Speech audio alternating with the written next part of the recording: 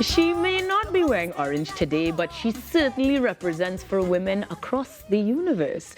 Ladies and gentlemen, our representative for Miss Universe, Miss Trinidad and Tobago 5th, Gillezeau, joins us this morning on the Now Morning Show. Welcome back home, officially. Thank you so much. No orange, but I hope I'm brightening up everybody's day to the best of my ability. I'm sure you are. So let me first say congratulations. Thank you. Thank you. The title winning we've spoken of already, but the journey to the crown, the impact that you made, and all of that is what we're going to explore this morning. Of course. And I have to ask then, when you left in that red-eye flight to get ready to represent Trinidad and Tobago, what was the emotion and thought like in that moment? Really and truly, it was pride. It was excitement and it was pride. I wasn't scared of the competition. I wasn't nervous because I know that while I have been here in Trinidad before the competition, I had received so much support and so much kindness. And the training that I've had is from the best that this country has to offer. And if they could believe in me and they could believe that we can do this, then what worries do I have about it? So honestly, when I was getting ready to go and I'm in Piarco Airport, I'm feeling not just the pride of myself and my family, but the 1.4 million people that I'm going there to represent. So you can imagine the excitement. Well, represent you did, because yes, competition entails swimsuits and gowns, but let's talk costumes, because somebody went up on stilts, something that hasn't been done before, I think ever in pageantry altogether. Ever, yeah. And so that in itself must have had its own set of emotions and feelings internally as well. What was the thought behind that one? Definitely with the costume, I mean, from the time that the idea was even conceived between Douglas and Junior Bisnath and myself, it was really that it seemed so simple, elegant in its simplicity. And from the time we even came up with this idea, of course, we had contingency plans for circumstances. We wouldn't do this stilt and we would switch it out for another shoe. But getting closer to the time, it became that we had to do this. We had to do this because it's about something bigger than us. And it's about our whole country and our whole culture. And I really have to say that you have to give Jack his jacket with those two gentlemen who made this possible, because every Trinidadian looked at that costume and felt something. And a lot of people asked me, you weren't scared to do that? I wasn't. I wasn't scared and I wasn't nervous because, like I said, I had the best on my side. That's right. And now, this had never been done before, and now it's been done once by Trinidad and Tobago. Absolutely. They have to give us the credit where it's due, definitely. Precisely. Now, this wasn't your first time on stilts, though. No. Clearly, you walked out there like a pro. I had done, when Junior Bisnath was trying to break the Guinness World Record, which sneak peek he might be doing again soon. Oh, nice. He offered free stilt training to anybody that would come. And it was such a wonderful initiative. And at the time, I think I must have been about 20 years old. And I went and I did it just for fun. And maybe twice since then, just at small workshops, I've done this stilt. Okay. And maybe it's my overly exaggerated sense of self-confidence that I get from my mom.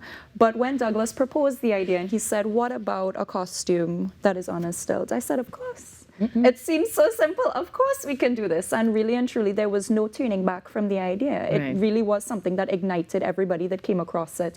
And the way that it was received, we can't be more pleased about it at all. Let me ask about the reception actually on competition night. Did the girls know beforehand this is what was going to happen, anything like that? So the Miss Universe organization, actually, they had posted a sneak peek of just 2 costumes, and mine was one of the 2. So they had said beforehand that it would be a stilt, and I had been holding that information back as a surprise to back home.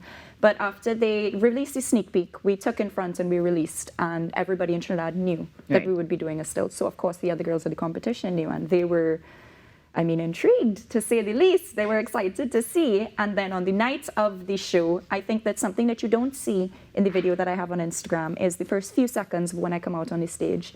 When I came out, the entire auditorium was silent. This is about 7,000 people, and they are all silent. And you can just hear small whispers. And then suddenly, a million fireflies of just flashlights coming up of everyone recording this, because it was something that they had never seen before. And to me, that was what we set out to do. For a few moments in time, the whole world had to take notice of Trinidad and Tobago, whether they wanted to or not. They had to notice us and notice that we were doing something bigger and more incredible that truly paid homage to our culture. So, I mean, I'll say it very openly now, we did not win the award for the costume competition. We come from a small country, we just don't have the votes. But at the same time, this costume will be remembered. not just as the first of its kind, but as something that dared to be different. And certainly in the hearts of everyone locally, I mean, irreplaceable. For sure, for sure. Now, speaking of being in the hearts of everyone, it is automatic that as Miss Universe representative, you become part of everybody else's hearts as well. You represent us. And so when you come home now, we have all of this attention towards you. What is next for Faith? I know that you still have your pharmaceutical background. We know that this exposure is incredulous. What can we look forward to? I'm actually glad that you've asked, because to me, one chapter has closed, and that is the competition aspect of this. But I am still a Miss Trinidad and Tobago, and I am back home where I belong. And what is next for me is to continue to make this worth something. And our previous guest, she put it very eloquently. She said, using of your time and your service and of your gifts to do something for your community and for your country, loosely. And that is what is next for me right now. I want to continue to do the best possible job that I can do while I have this position to serve my community and my country. So that is what is on my agenda, to find the ways that I can make a difference, that I can help, that I can do something for this country. Really, that's all that's on my mind right now. Well, you do that through sport, you do that through your actual work. Are we seeing you back on the court soon? Oh, absolutely. They couldn't keep me away, not even if they had security, I'm afraid. So. All right. And then where can we find you next? What's the next endeavor that we can actually come shake hands, take pictures, and hug Faith? I think you might have to wait and see. But all of it is very exciting. Like I said, I'm very Trinidadian, and I'm in everything like salt. So you won't have to look too far, but I think you just have to wait and see. That's part of the excitement. Fair. I'll let you give us the calendar of events in the future. I want to ask, though, because a lot of the Miss Universe delegates always talk about the sisterhood and the kinship that is formed post-pageant, whether they win or not. Do we have any sisters in the universe that we will reach out to in the near future? Any particular girls that you're super close to? I wouldn't even have to say in the near future. Obviously, after the pageant, when we all flew back home, we really just needed a few minutes to gather ourselves before we started messaging each other about it. Yes. Obviously, like myself, I would have bonded very closely with some of the other Caribbean girls, Cayman Islands, very, very closely. But in the wider world, Belgium and Switzerland were two of the closest friends that I had while I was there. And we have continued getting on like a house on fire, really and truly. I mean, we can't stop messaging each other, not just about the competition, but about our lives back home. Of course. And it really is insane to see the way that we are also similar in ways that you would have never thought. These are two countries not very near to Trinidad and Tobago, but we are so alike. And we found so many ways to share our lives and bond over the things that draw us closer together rather than the ways that we're different, which I think is the true spirit of pageantry, really and truly.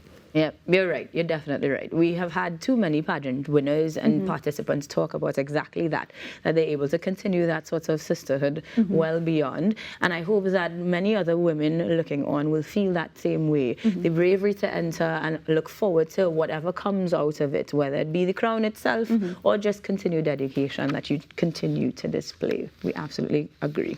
I think that definitely for the young women who are looking up at this and think that it might be something that they want to aspire to, the reason for doing it is the most important part. I think that doing this for your country is what makes all of this worth something, because there will be plenty of days when doing it for yourself is just not going to cut it.